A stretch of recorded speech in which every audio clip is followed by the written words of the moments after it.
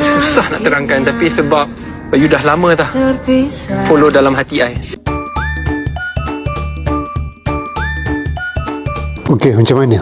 Kamu nak teman komen? Lama dah sebenarnya dalam hati Bella ni, dah bertapak lama dah dalam hati Syed Saddiq.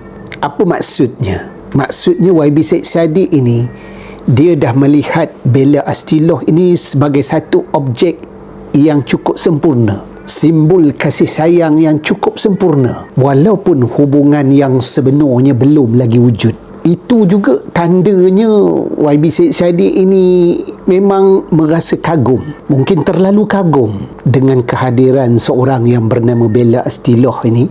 Sebab tu banyak aktiviti yang dia membuat bersama. Dia ada rasa secure attachment dengan orang ini. Dia selesa untuk buat apa saja bersama. Dan dari perspektif komunikasi, apa yang dinyatakan oleh YB Syed Saddiq ini merupakan self-disclosure, penyataan diri dia yang tulus dan ikhlas, pendedahan diri dia kepada umum yang menyebabkan orang pun suka dan tertarik dengan keadaan itu. Dan bila dia menyatakan opini, bukan semata-mata tentang emosi dia, tetapi bila dia kata Bella ni dah lama dalam hati dia, dia adalah tentang membina naratif, membina imej diri di mata orang ramai. Dan bila dia nyata macam itu, bukan semata-mata dia dengan Bella Astillah saja, dia melibatkan keluarga dia sendiri, keterlibatan mak ayah adik-beradik dia, space dolah berada.